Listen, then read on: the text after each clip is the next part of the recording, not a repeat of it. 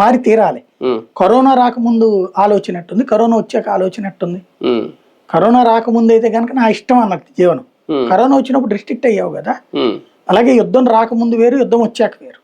ఇవాళ రోజున నాకే కనబడుతున్నది ఒక గుంటూరు విజయవాడలోనే బోల్డ్ అని 2 వీలర్స్ ఇప్పటికే ఎలక్ట్రిక్ తీసుకున్నారు. అలాగే చాలా సోలార్ పెట్టేసుకున్నారు. కాబట్టి మార్పు వస్తుంది, ఒక్క రోజులో రాకపోవచ్చు. రెండవది ఏంటంటే నీ చేతిలో డబ్బు లేకపోతే ఏం చేస్తావు నువ్వు? గవర్నమెంట్ కూలుస్తావు, పోనీ ఇంకో గవర్నమెంట్ వస్తుంది, తగ్గిస్తా ఏంటి పెట్రోల్ డీజిల్? అంతర్జాతీయ యుద్ధాన్ని ఆపేస్తాడేంటి రాహుల్ గాంధీ వచ్చి పోనీ, ఒకవేళ లేకపోతే కాక్రోచ్ పార్టీ వచ్చి ఏం చేయలేవు కదా.